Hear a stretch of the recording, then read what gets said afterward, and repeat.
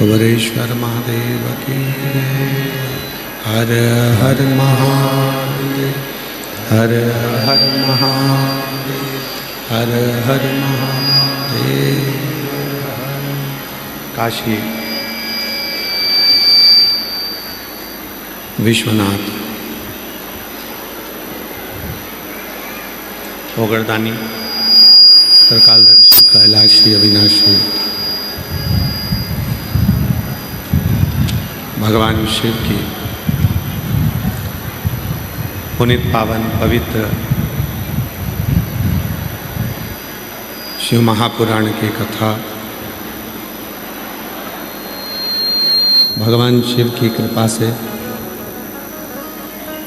करुणा से, उनकी उदारता से गांव दुधनाल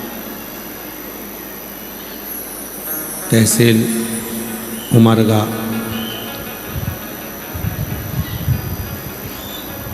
जिला धाराशिव के इस पवित्र पावन दुधनाल गांव में भगवान शिव की कृपा से चल रही 7 दिवसीय शिव महापुराण की कथा भगवान देवाधिदेव महादेव भगवान शिव जो संपूर्ण जगत का कल्याण करने वाले हैं, ऐसे देवाधिदेव महादेव की पवित्र पावन शिव महापुराण की कथा आप और हम पुरुषोत्तम मास के अधिक मास के इस पवित्र अवसर पर श्रवण कर रहे हैं। कथा के मुख्य आयोजक माननीय श्री राजेंद्र आनंदराव जी पाटिल साहब, श्रीमती सो कस्तूरी राजेंद्र पाटिल, श्री विकास राजेंद्र जी पाटिल, श्वेता राजेंद्र जी पाटिल, सागर राजेंद्र जी पाटिल, दूधनाल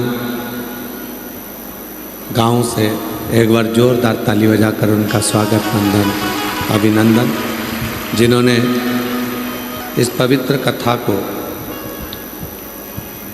आयोजित कर दिव्यता प्रदान करी। भगवान शिव की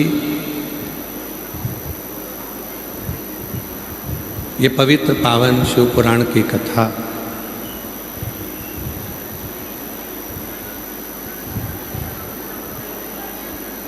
ये कोई साधारण सी नहीं है।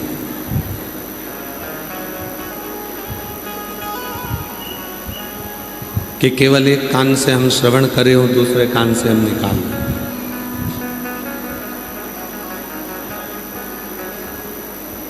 ये कथा मानव जीवन के जितने भी दुख हैं, मानव जीवन की जितनी भी तकलीफें हैं, मानव जीवन के जितने भी कष्ट हैं, ये उन सभी कष्टों को, सभी दुखों को समाप्त करने वाले।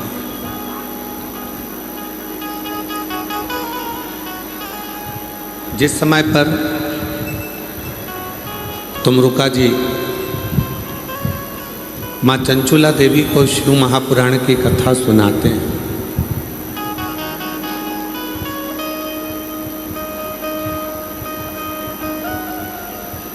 ईसर गोरा जी भगवान शिव और पार्वती इस पवित्र कथा को सुनने के लिए बैठते हैं।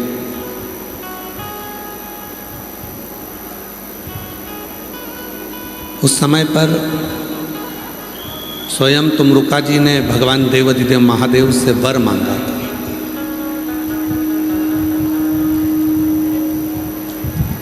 और वो वर किसी एक के लिए नहीं था,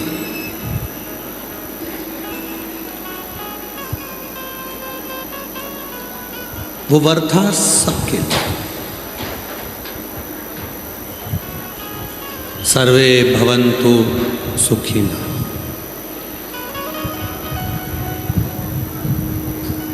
किसी एक के लिए वर को नहीं मांगा गया था, वर मांगा गया था सबके लिए। तुमरुका जी ने भगवान देवाधिदेव महादेव से वर मांगा था कि भोलेनाथ, यदि आप इस शिव महापुराण की कथा को ईसर गोरा बनकर श्रवण करें तो आप वर दें कि कलिकाल में, कलयुग में जो भी मनुष्य इस शिव महापुराण की कथा को श्रवण करेगा, अपने जीवन में उतारेगा, धारण करेगा, उसकी जिंदगी के जितने कलिकाल के दुख हैं वो सब समाप्त हो जाएंगे। ये वर प्रदान करें, ये वर दीजिए।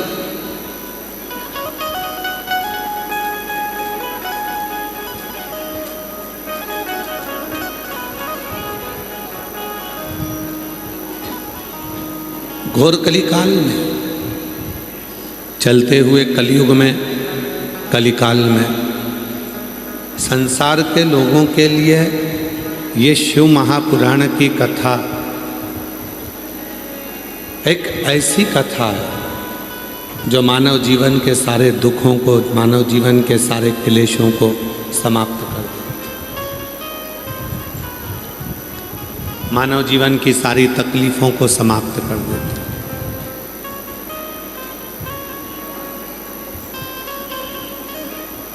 और हम यहाँ आए क्यों हैं?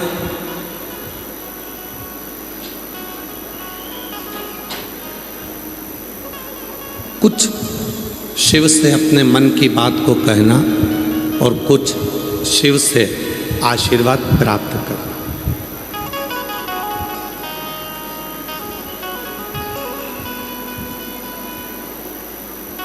कितना फायदा है आपका? शिव महापुराण की कथा में आने वालों का फायदा कितना है? पहला, इतने सारे शिव भक्तों का एक साथ दर्शन हो जाना, ये सबसे बड़ा फायदा। दूसरा,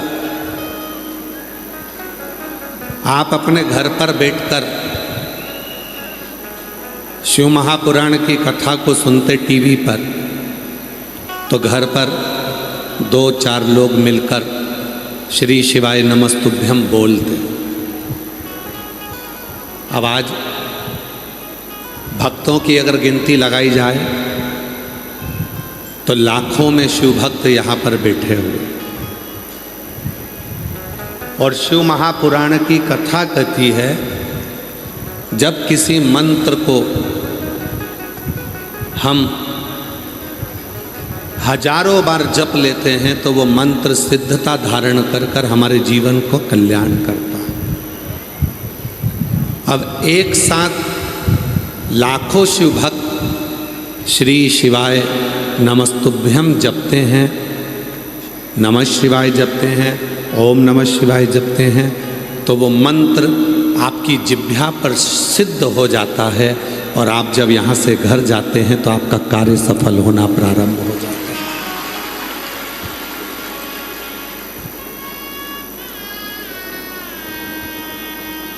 ये दूसरे नंबर पर, घर पे होते अकेले जप रहे होते, टीवी के सामने बैठे होते अकेले जप रहे होते, पर जब आप सामूहिक रूप से बैठे हो और सामूहिक रूप से बैठकर जब आप मंत्र का जप करते हो, स्मरण करते हो, तो वो मंत्र लाखों की संख्या में होता है और वो हमारे 3.5 करोड़ रोम छिद्र को शुद्ध कर देता है।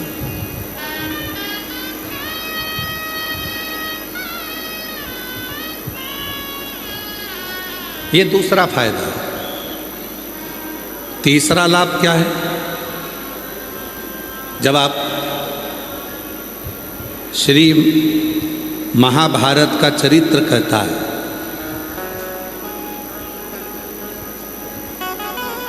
पांडवों ने एक यज्ञ रखा और उस यज्ञ को करने के बाद में उस यज्ञ का घंटा नहीं बजा। पहले ऐसा नियम था, जो भी यज्ञ करा जाता था उस यज्ञ को करने के बाद पूर्ण आहुति में घंटा लगाया जाता था। वो घंटा अपने आप बजना था, उसको बजाना नहीं था, अपने आप बजना चाहिए।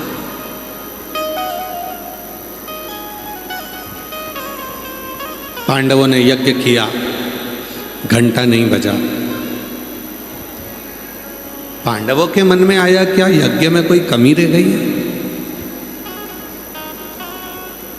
हमने जो यज्ञ करा उसमें कोई कमी है क्या? तब ब्राह्मणों से, संतों से, यज्ञाचार्यों से मालूम करा कि कमी क्या है। तो किसी ने कहा यज्ञ दो तरह का होता है, एक अग्नि में सांकल्य देना, दूसरा पूरे गांव को नगर भोज कराना, भंडारा कराना, भोजन कराना। और उस भोजन में कोई वंचित रह गया, कोई एक भोजन करने नहीं आया, इसलिए वो घंटा नहीं बजा। इसलिए वो घंटा नहीं बजा। पता करो कि इस नगर में कौन भूखा है। नगर में ढूंढने के लिए नकुल सहदेव गए, युधिष्ठिर, अर्जुन, भीम गए। एक संत छोटी सी झोपड़ी में बैठा हुआ था। अर्जुन ने जाकर हाथ जोड़कर कहा, महाराज क्या आपने भंडारे में भोजन कर लिया? कहा नहीं, मैं तुम्हारे यहाँ का भोजन नहीं कर सकता। क्यों नहीं कर सकते? मैं उसी के घर का भोजन करता हूँ जिसके यहाँ पर 108 अश्वमेध यज्ञ हो चुके।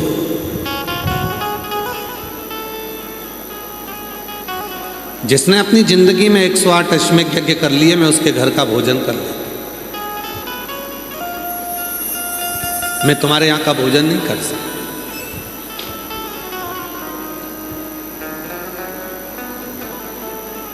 अर्जुन, तुमने अगर 108 अश्वमेध यज्ञ करे हो तो तुम मेरे को भोजन कराने ले जा सकते। नहीं, हमने नहीं।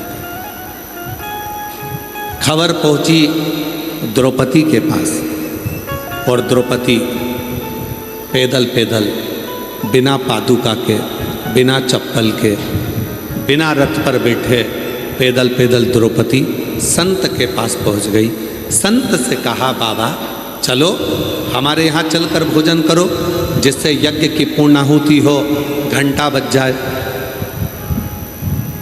संत ने कहा, नहीं, तुमने अगर 108 अश्वमेध यज्ञ करे हो तो मैं तुम्हारे यहाँ भोजन करूँगा। द्रौपदी ने हाथ में चावल लिया, जल लिया, संकल्प छोड़ने को तैयार हो गई कि मैंने 108 अश्वमेध यज्ञ करे हैं, तुम चलो मैं तुम्हें भोजन कराती हूँ। संत ने पूछा, तेरे पति ने 108 अश्वमेध यज्ञ नहीं करे तो तूने कैसे कर लिया? द्रौपदी ने कहा, हमारे शास्त्र कहते हैं, वेद कहते हैं, जितने कदम चलकर कोई कथा तक आता है, जितने कदम चलकर कोई शिवालय तक जाता है, जितने कदम चलकर कोई गुरु से मिलने जाता है, उतने अश्वमेध यज्ञ अपनी जिंदगी के कर लेता है। उतने अश्वमेध।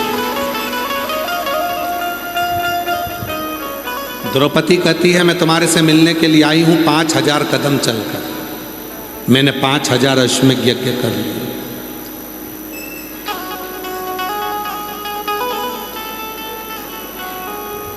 चलो भोजन करने। संत चल दिए। तो पहला फायदा है इतने सारे भक्तों का दर्शन, दूसरा फायदा है करोड़ों शिव नाम का जप, तीसरा फायदा है जब हम चलकर गाड़ी वहाँ खड़ी हो जाती है, पैदल पैदल चलकर कथा पंडाल में पहुंचते हैं तो हमारी जिंदगी के हजारों अश्वमेध यज्ञ हम उसी क्षण कर लें। ये तीसरा शिव महापुराण की कथा सुनने के चौथा फायदा, चौथा लाभ क्या है? कथा में आते हैं, अपनी इंद्रियों को संयम करते हैं।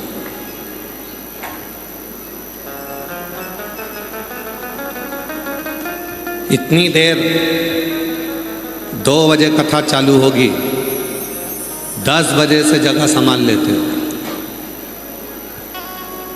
इतनी देर अपनी इंद्रियों को संयमित कर लिया, बैठे रहे, कहीं नहीं गए, पानी भी उतना पी रहे हो जितनी ज़रूरत है, भोजन भी उतना कर रहे हो जितनी ज़रूरत है। ज़्यादा पी लेंगे जाना पड़ेगा, चले गए अंदर आने नहीं देंगे, तो उतना पानी पिया, उतना भोजन किया,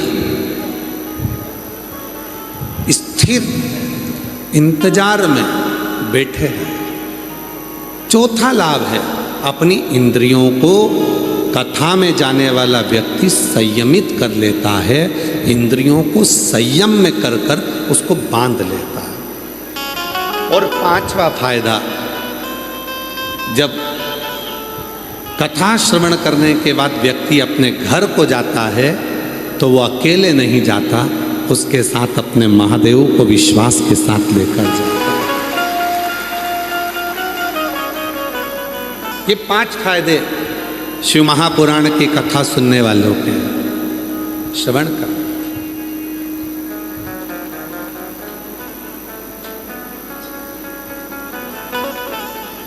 संगत कर अच्छे लोगों की, दवा मिल जाएगी सभी रोगों की।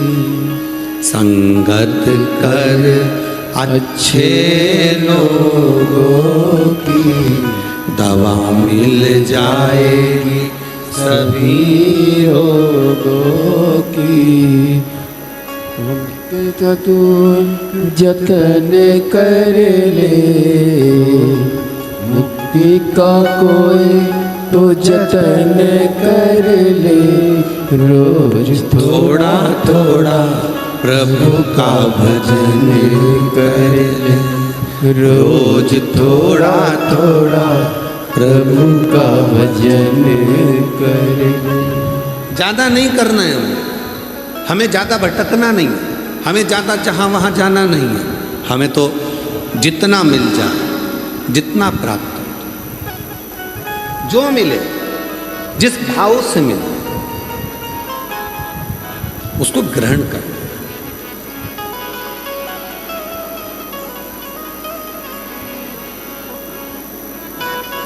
कथा सुनने के लिए तो तुम कहीं पर भी जा सकते हो, पर यदि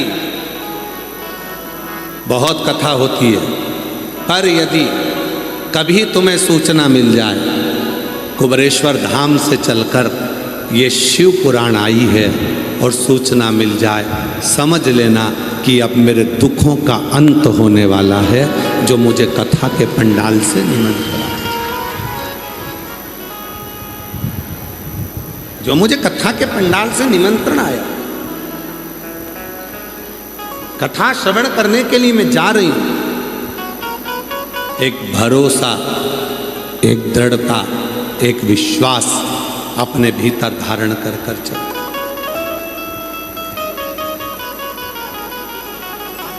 परिवार का मतलब मालूम है आप लोगों को?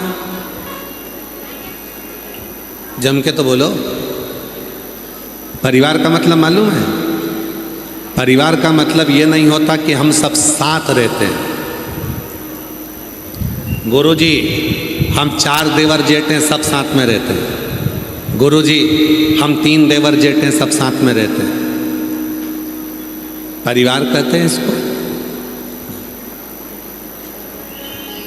इसमें साथ में रहना कहते हैं। गुरुजी हमारा पूरा परिवार साथ में रहता है, हमारा परिवार, इसको परिवार। केवल साथ में रहना परिवार नहीं है। शिव महापुराण की कथा कहती है जितने परिवार में सदस्य हैं सब एक दूसरे के सुख दुख में साथ दें तो समझ लेना कि वो परिवार है।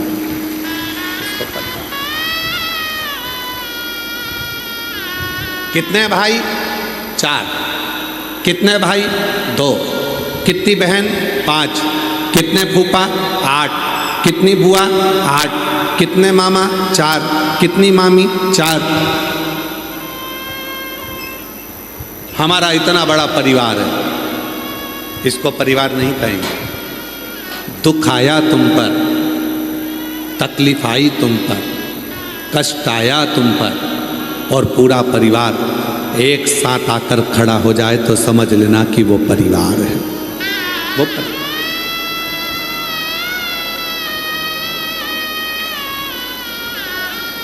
तो समझो कि परिवार है। दुख में आकर कोई खड़ा ना हो, सुख में आकर कोई खड़ा ना हो, तो वो परिवार का मतलब क्या है? इसीलिए कल कथा में कहा था कि अंत समय प्रभु आना पड़ेगा, वचन दिया तो निभाना पड़ेगा। आए ना आए प्रभु कुटुंब कबीला, अंत समय प्रभु आना पड़ेगा, वचन दिया तो निभाना पड़ेगा। अंत समय प्रभु आना पड़ेगा। परिवार वो नहीं है,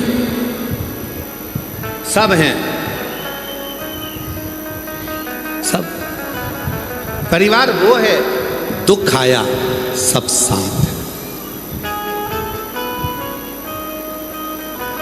सुख आया सब साथ, कष्ट आया सब साथ।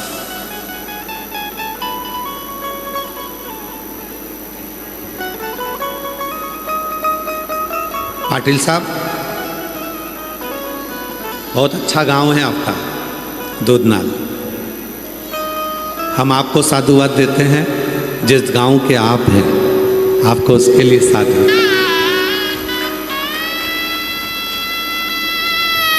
बहुत अच्छा गांव। भक्तों के लिए पूरे गांव के लोगों ने अपने अपने घर के दरवाजे खोल दिए। ये दूधनाल गांव के लोगों के लिए एक बार जोरदार ताली बजाओ, जिन्होंने भक्तों के लिए अपने घर के दरवाजे। बहुत अच्छा।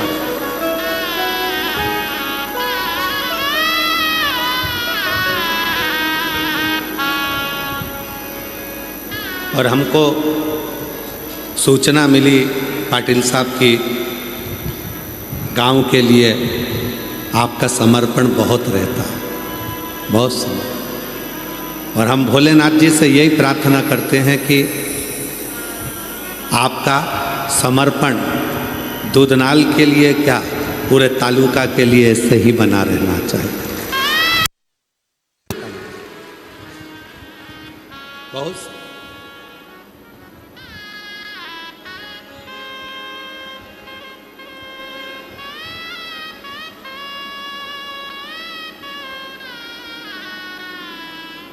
केवल गांव में रहना ही मूल नहीं है, गांव के प्रति अपना समर्पण रखना भी मूल है। केवल दूधनाल में रहना, उमरगा में रहना, धाराशिव जिला में रहना वो नहीं, अपना समर्पण भी होना चाहिए। कितना सुंदर कहा है।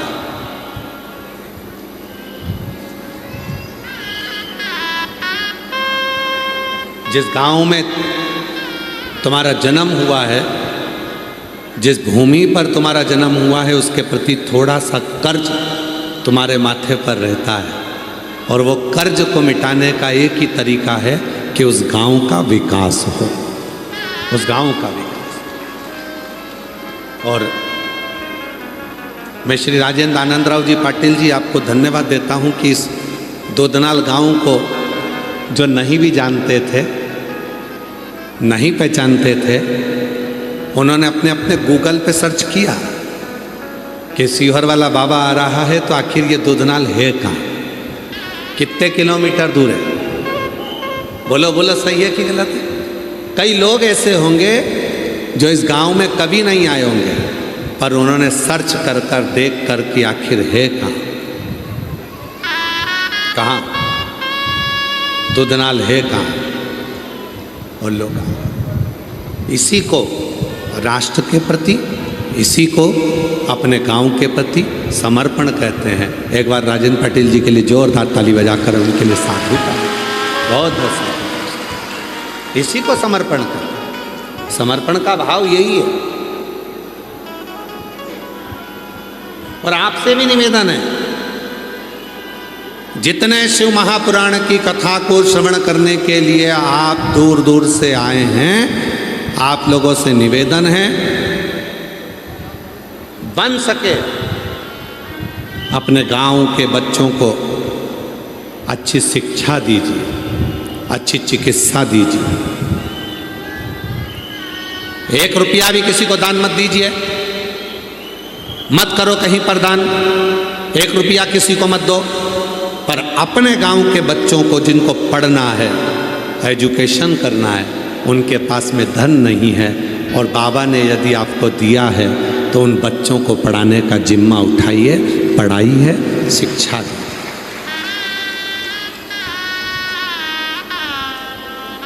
अच्छी शिक्षा दो, अच्छी चिकित्सा दो।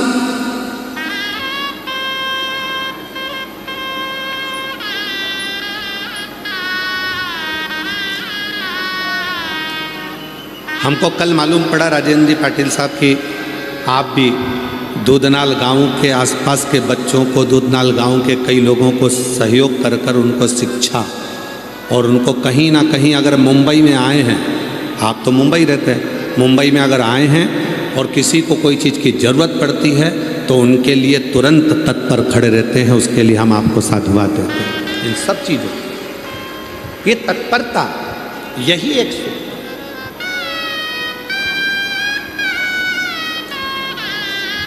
इसी को श्रेष्ठता कहते हैं।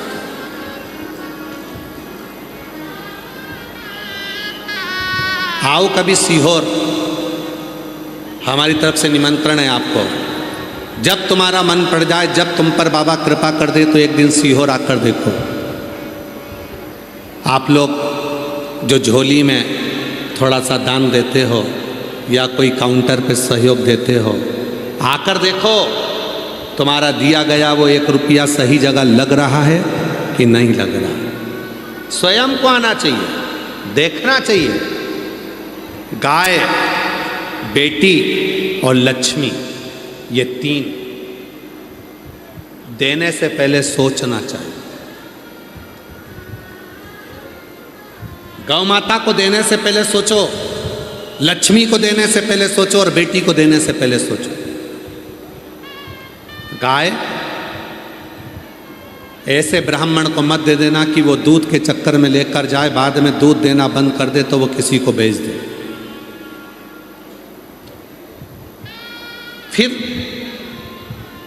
वो बिकते बिकते गाय एक दिन कसाई के हाथ में पहुंच जाती है और कसाई उस गाय को काटता है, तो गाय बेचने वाले को बद्दुआ नहीं देती, जिसने गौदान करा होता है बद्दुआ उसको लगता है।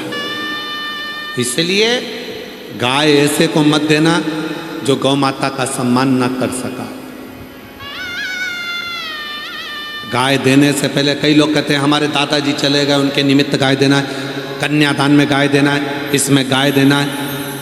गौदान करो, मना नहीं है, पर गौदान उसको करो जो उस गौ माता का सम्मान करे, उस गाय की रक्षा करे।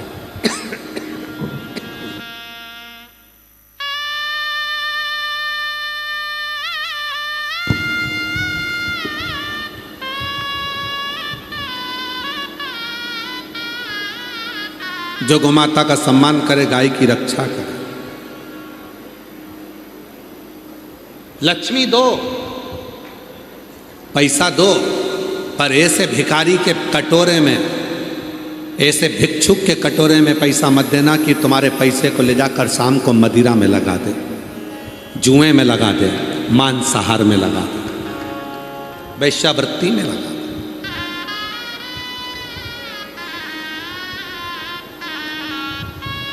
हमने कई लोगों को देखा है, दिन भर मांगते हैं, शाम को दारू की दुकान पर पहुंच जाते हैं।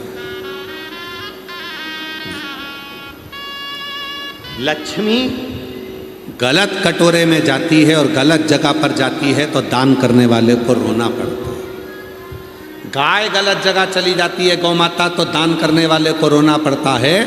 लक्ष्मी गलत कटोरे में चली गई, किसी के कटोरे में दे दी और उसने शाम को मदिरा में, जुए में, मांसाहार में, वैश्यावृत्ति में, गलत काम में लगा दिया, तो वो लक्ष्मी भी रोती है, बद्दुआ देती है।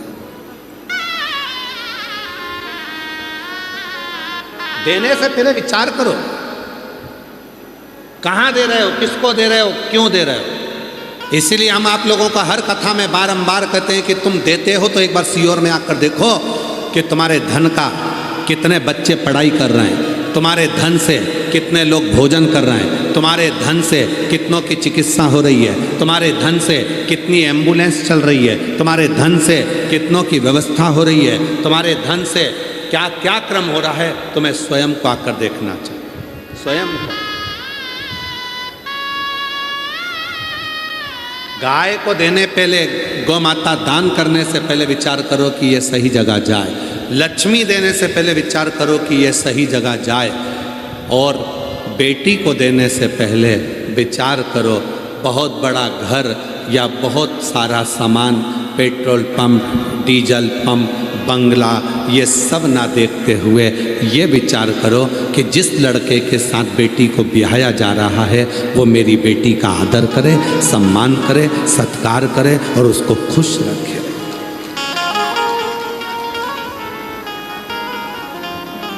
बेटी को दुख होता है तो माँ बाप को रोना पड़ता है, गौदान करने वाले को रोना पड़ता है अगर गाय सही जगह पर सेवा नहीं हो तो, लक्ष्मी दान करने वाले को रोना पड़ता है अगर लक्ष्मी सही जगह ना पहुँचे तो, और बेटी का दान करने वाले को, कन्या दान करने वाले को भी रोना पड़ता है अगर बेटी सही जगह ना पहुँचे तो। देने से पहले विचार करिए, देने से पहले विचार करो कि सही जगह जा रही है कि नहीं जा रही। फिर निवेदन है मेरी जीजियों, करवद्ध निवेदन करूं आपसे, बड़ा बंगला मत देखना, बड़ी गाड़ी मत देखना। अगर बेटी को देना है तो बड़ा दिल देखना जिसमें तुम्हारी बेटी अच्छे से रह सके,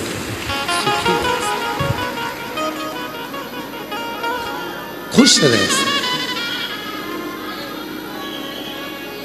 अब बंगला तो बड़ा देख लिया, गाड़ी बड़ी देख ली, पेट्रोल पंप देख लिया, जमीन देख ली, और मालूम पड़े जिससे शादी करी थी वो लड़का रात को 1-1, 2-2 बजे नशे में धुत होकर घर में आ रहा है, तो फिर वो मतलब क्या मतलब? क्या करेगी बेटी उस धन का? क्या करेगी बेटी उस संपदा का? जब भी बेटी अगर कुछ बोलना चाहती है तो वो लड़का चिल्ला कर बात करता है, गुस्से में बात करता है, चिढ़ कर बात करता है। क्या करेगी उस धन का? क्या चाहती है बेटी? मेरे पापा ने मुझे प्रेम किया, मेरी आई ने मुझे प्रेम किया, बस कुछ मत दो, कम से कम प्रेम से 2 शब्द तो बोल लो। पर जब जब बात करती हूँ तब तब चिढ़कर बोलते हो, तो बेटी का भी दिल का छोड़ हृदय। ये जितनी मेरी जीजियाँ बैठी हैं, जितने मेरे जीजा बैठे हैं, जितनी मेरी बेटियाँ बैठी हैं, बेटा बैठे हैं, जितनी मेरी माताएं, बुजुर्ग माँ बाप जितने बैठे हैं, हम सब से निवेदन करते हैं, आदर के शब्द अपनी वाणी में लेकर। आज के ज़माने में शुगर की बीमारी बहुत ज़्यादा फैल रही है। हर व्यक्ति को शुगर की बीमारी है। कोई की शुगर ऊपर जा रही है, कोई की शुगर नीचे जा रही है। ये शुगर की बीमारी आने का कारण केवल इतना सा है, पहले के लोगों को शुगर की बीमारी नहीं होती थी। तिरुपति जाते थे, लड्डू खाते थे शक्कर का, इतना बड़ा बड़ा लड्डू 2-2 4-4 खा जाते थे तो शुगर की बीमारी नहीं होती थी।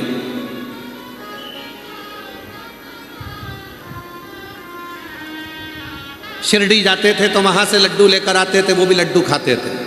पंढरपुर जाते थे तो वहां से भी लड्डू लेकर आते थे, वो भी लड्डू खाते थे। तीर्थ करने जाते थे तो वहां से भी लड्डू लाते थे, वो भी लड्डू खाते थे। रामेश्वरम, काशी, सब दूर से लड्डू लाते थे, खाते थे। शुगर की बीमारी नहीं होती थी। अभी अभी शुगर की बीमारी हो रही है। क्यों? क्योंकि पहले शुगर की बीमारी इसलिए नहीं होती थी, लोग मीठा खाते थे तो जीवान से मीठा बोलते थे, तो शुगर लेवल में रहती थी। आजकल शुगर की बीमारी इसलिए हो गई है कि लोग मीठा खाते तो हैं पर जीवान से कड़वा बोलते हैं, मीठा नहीं बोल पाते। जिस दिन तुम मीठा बोलना चालू कर दोगे उस दिन तुम्हारी शुगर लेवल में आ जाएगी। शुगर लेवल में रहना प्रारंभ कर। डॉक्टर से जाकर पूछो शुगर की बीमारी क्यों होती है। निवेदन है, सियोर वाले महाराज के कहने पर एक बार डॉक्टर साहब से पूछना कि शुगर की बीमारी क्यों होती है। डॉक्टर कह देंगे अधिक टेंशन ले रहे हो, अंदर अंदर थोड़ा ना कुछ रख रहे हो, भूखे रह रहे हो, चिंता में रह रहे हो, टेंशन ले रहे हो, इसलिए शुगर की बीमारी हो रही है। वो टेंशन आया क्यों? क्योंकि तुम जीवान से मीठा नहीं बोल पाए, अंदर ही अंदर भीतर की भीतर कुड़ते रहे, अंदर की अंदर जलते रहे, अपने आप में तुम अहंकार में फूले रहे, भीतर की भीतर कुड़ते रहे, इसलिए वो बीमारी तुम्हें लग गई। अगर यही शुगर तुम निकाल देते, अगर तुमको थोड़ा भी तकलीफ थी, प्रेम से आपस में बैठकर अपनी पत्नी से, बच्चों से, परिवार से बात करते, खूब हंसी मजाक करते, स्नेह से बोलते, तो वो शुगर तुम्हारी जीवान से निकलती तो शुगर का लेवल बराबर हो जाता और तुम्हें टेंशन नहीं होता। टेंशन नहीं होता तो बीमारी नहीं होती। ये बीमारी लगी क्यों है? तुम्हारे और बाद में दोष किसको दे रहे हो? हे भगवान तूने क्या कर दिया, मुझे शुगर की बीमारी दे दी। भगवान मन में सोचा खुद मीठा बोल नहीं रहा और मेरे से बोल रहा शुगर की।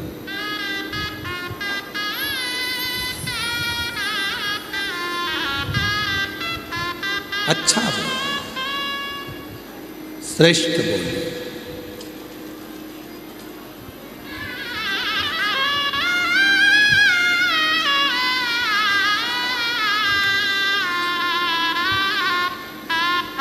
और मत बुरे कर्म कर बंदे, वरना पछताएगा।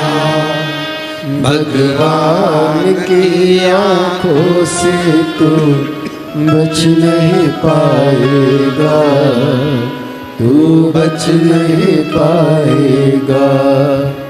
अरे ओ अज्ञानी मत कर नादानी, अरे ओ अज्ञानी मत कर नादानी।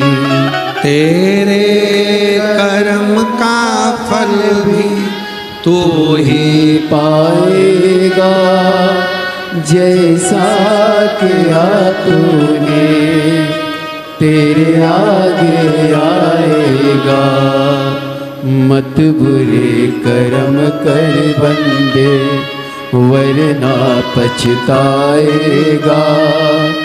भगवान की आंखों से तू बच नहीं पाएगा, तू बच नहीं पाएगा। अरे वो अज्ञानी मत कर नादानी। इस मिठास को जनमानस को दीजिए।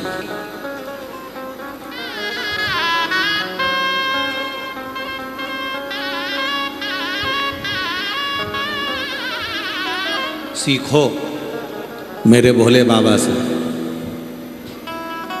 विष पीते हैं, अमृत देते हैं। सीखो मेरे भोले बाबा से कि विष पीने के बाद भी प्रेम से कैसे बोल लेते।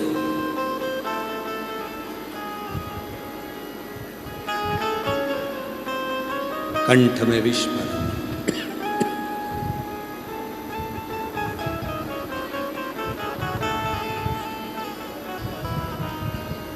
और कंठ में विष भरा होने के बाद भी प्रेम से कैसे बोलते।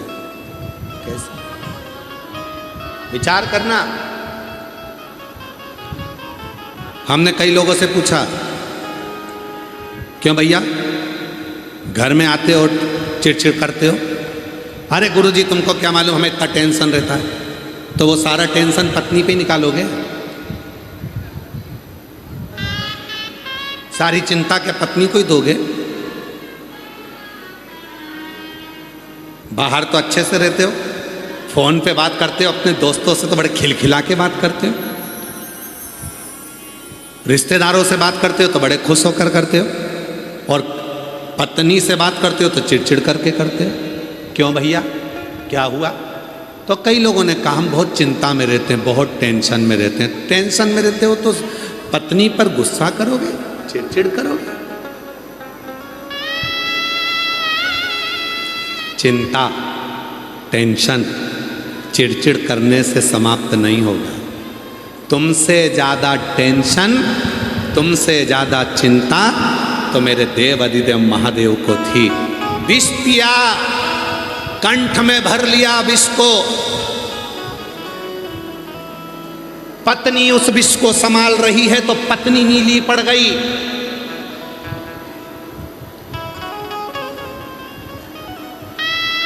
कंठ में विष, इतना कंठ में विष भरा है, ऊपर से धतूरा कांटे वाला शरीर पे पड़ा है।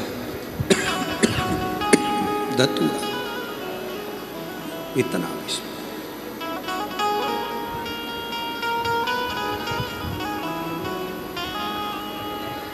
कितना टेंशन होगा सोचो। उसके बाद भी मेरे देव अधिदेव महादेव प्रेम से बोलते हैं। कर्पूर गौरम करुणावतारम संसार सारम भुजगेन्द्रहारम सदा वसंतम वृंदारवंदे भवं भवानी सहितं नमामि।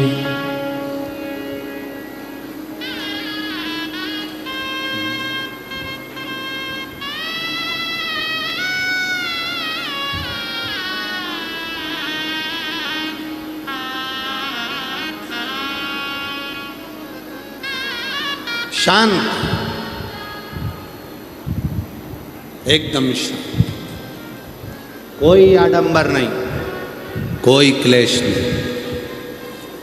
एक बार नंदी ने पूछ लिया था भोलेनाथ जी से, तुम्हारे कंठ में विष भरा है, तकलीफ हो रही होगी, फिर भी इतने प्रेम से तुम सबसे कैसे मिल लेते हो?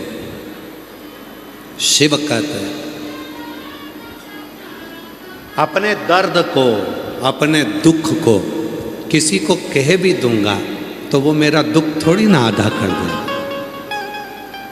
पत्नी पर आकर तुम चिड़चिड़ कर भी दोगे, घर पर अपनी धर्म पत्नी से तुम गुस्से में आकर बोल भी लोगे, तो क्या तुम्हारा टेंशन आधा हो जाएगा?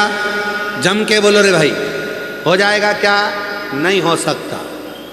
जब पत्नी को बोलने पर भी तुम्हारा टेंशन आधा नहीं हो सकता, भाई को बोलने पर भी तुम्हारा टेंशन आधा नहीं हो सकता, रिश्तेदारों को बोलने पर भी तुम्हारा टेंशन आधा नहीं हो सकता, तो तुम अपने टेंशन को जगत में क्यों कहो? कितना सुंदर कहा है। हो सके तो अपने अड़ोसी पड़ोसी को भी बोलना ये वाली बात। कौन सी? सोना घर से जाए, आभूषण घर से जाए, चलेगा। कपड़े घर से जाएं, चलेगा। बर्तन घर से जाएं, चलेगा, पर घर की बात घर से जाए ये कभी नहीं चलेगा।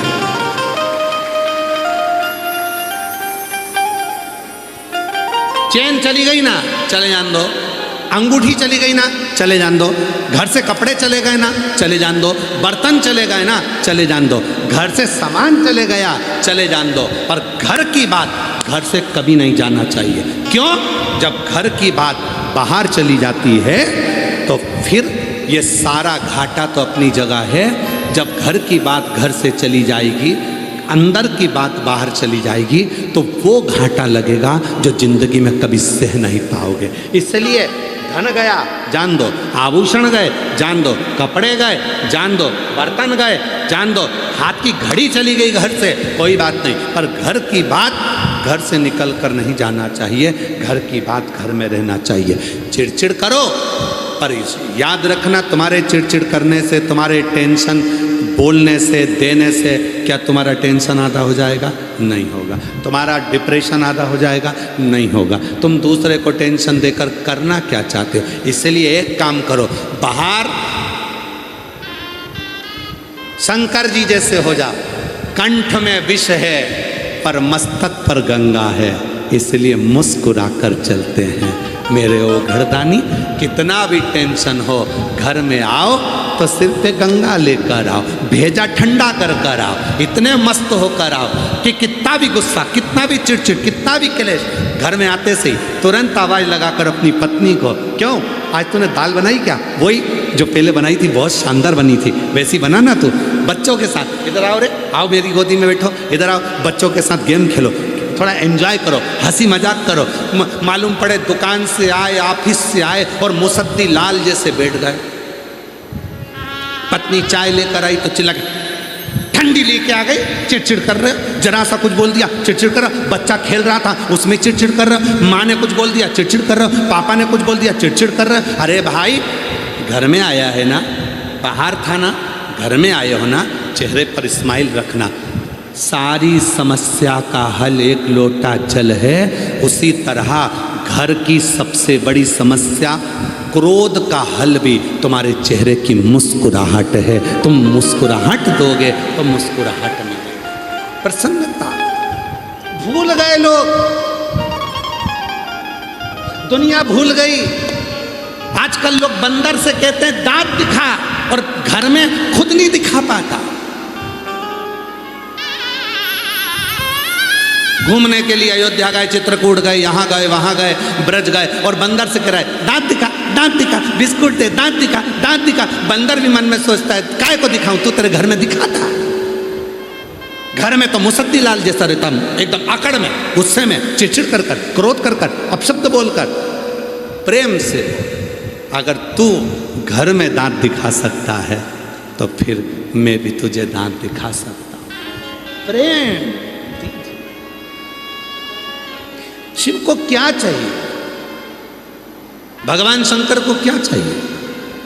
13 जून को पुरुषोत्तम मास, अधिक मास की शिवरात्रि है, 3 साल में एक बार पड़ती है। उसका ऑनलाइन अभिषेक शाम को 7 बजे आस्था चैनल पर आप सब अपने अपने घर में मिट्टी का शिवलिंग बनाकर, पार्थिव शिवलिंग बनाकर तैयार रखना। शाम को पूजन करने बैठेंगे। शिव को क्या चाहिए?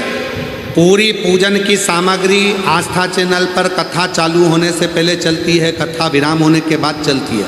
उस पूरी सामग्री में देखना कि कहीं पर भी धन खर्च होने का सामान शंकर को नहीं चाहिए। चावल के दाने 11 तुम्हारे घर में, समी का पत्ता तुम्हारे घर में, बेलपत्र का पत्ता घर में है, कनेर का फूल घर में है।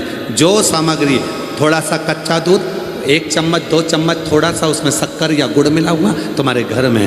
ज़्यादा शिव जी को कुछ नहीं चाहिए, बस हृदय से प्रेम देना शंकर जी को प्रारंभ करो। शिव जी तुम्हें दुनिया का सारा भंडार भरना प्रारंभ कर देंगे। तुम प्रेम नहीं दे, तुम स्नेह नहीं दे पाए।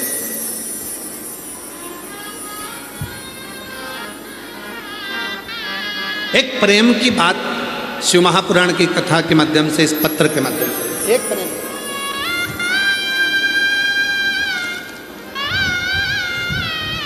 देखिए, प्रेम की बात बता रहे हैं आपको। मैं लातूर जिला तहसील शिरूर अनंतपाल गांव आनंदवाड़ी को रहने वाली हूँ। कहीं बैठी हों तो हाथ हिला सकती हैं। मैं लातूर जिला तहसील शिरूर अनंतपाल गांव आनंदवाड़ी को रहने वाली हूँ। मेरा नाम पल्लवी बसंत शिरूरे है। कहीं बैठी हों तो हाथ हिला सकती हैं। पल्लवी बसंत शिरूरे। मेरा मोबाइल नंबर ये है। आ जाओ, बच्चों को लेके आ जाओ। लिया बच्चों। गुरुदेव।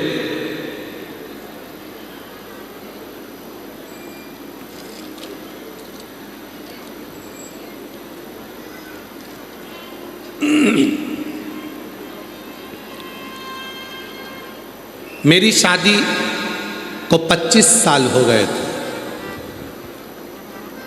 कितने साल हो गए? जम के बोलो। 25। मेरी शादी को 25 साल हो गए थे। मेरी शादी को 24 साल हो गए थे। मुझे संतान का सुख नहीं था। गुरुदेव, 24 साल शादी को हो गए, संतान का सुख नहीं था।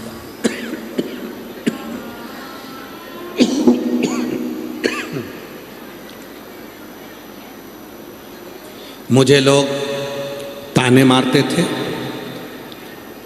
मुझे ननंद ने कहा, सीहोर वाले महाराज जी की कथा सुन, और मुझे आंकड़े की जड़ का उपाय सुझाए।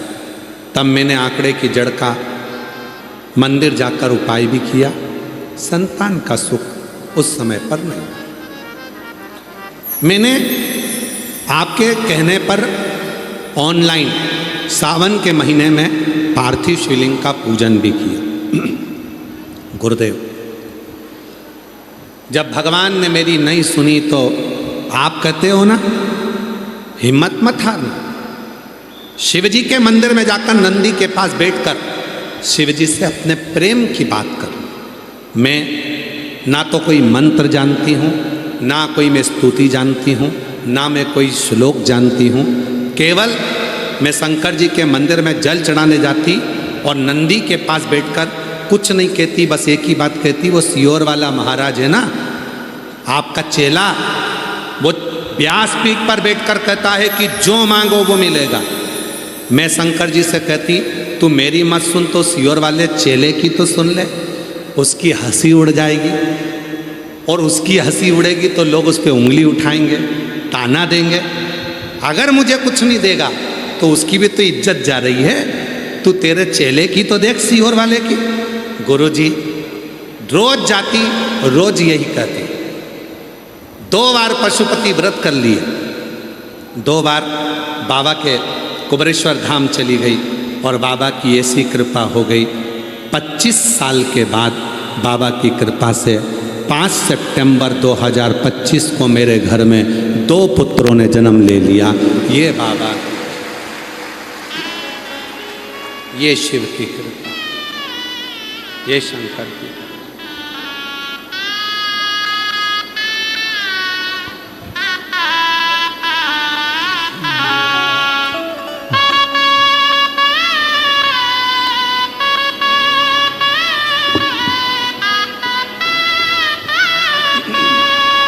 जो दिल से मांगोगे वो दिल से दे देगा। जो दिल से मांगोगे वो दिल से दे देगा। मेरा भोला भंडारी है, खाली झोली भर देगा। मेरा भोला भंडारी है, खाली झोली भर देगा। 25 साल के बाद हुए, एक बार जोरदार ताली बजाएं साथ। मस्तक पे चंदा है, उजियारा कर देगा। मस्तक पे चंदा है, उजियारा कर देगा। मेरा भोला भंडारी है, खाली झोली भर देगा।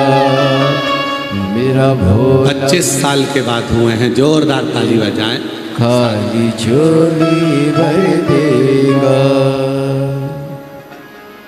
मस्तक पे चंदा है, उजियारा कर देगा। मस्तक पे चंदा है, उजियारा कर देगा। मेरा भोला भंडारी है, खाली झोली भर देगा। मेरा भोला भंडारी है, खाली झोली भर देगा। आप आए हो, प्रेम से बोलो तो उसको।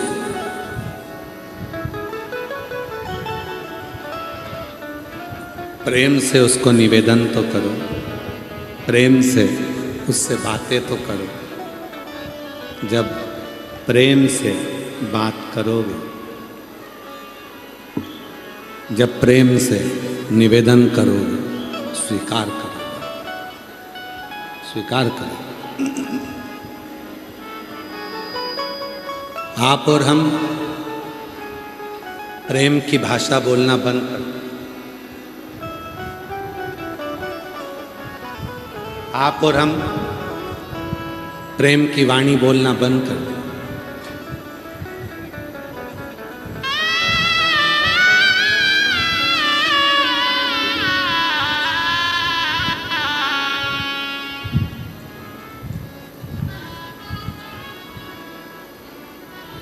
हमने अपनी जिंदगी को इतना संघर्षपूर्ण बना लिया है कि हम परमात्मा से अपने मन की बात भी नहीं कर पाते।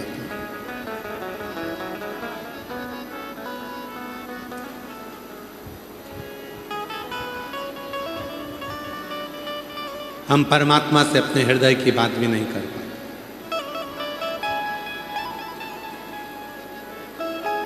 हमने अपने जीवन को इतना डिफिकल्ट कर लिया कि हम आपस में स्नेह से रहना ही बंद कर दें। इतना डिफिकल्ट।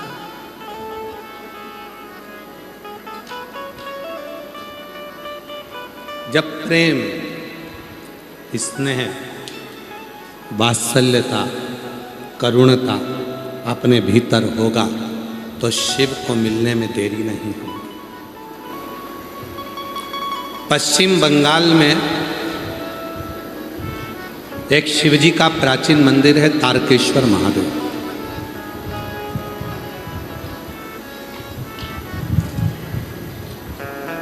कभी बंगाल जाओ तो दर्शन करके आना।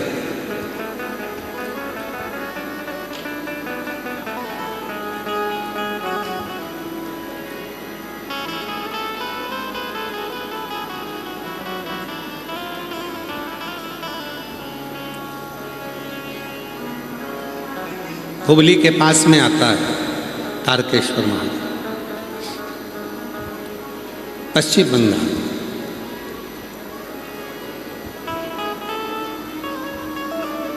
कभी किसी से पूछना कि तारकेश्वर महादेव की लीला क्या है।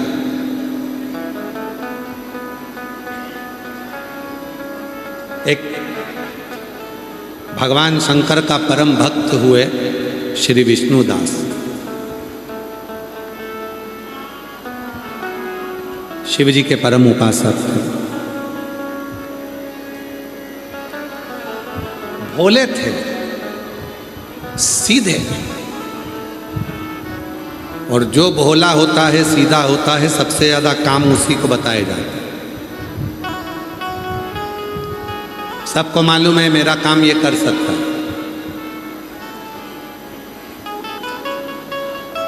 सीधा है, भोला है। विष्णुदास, पूरे गांव के लोग उसको काम बताते रहते और वो काम करता रहा। किसी ने काम को ये ला दो, हाउ, कोई ने कहा सब्जी ला दो, हाउ, कोई ने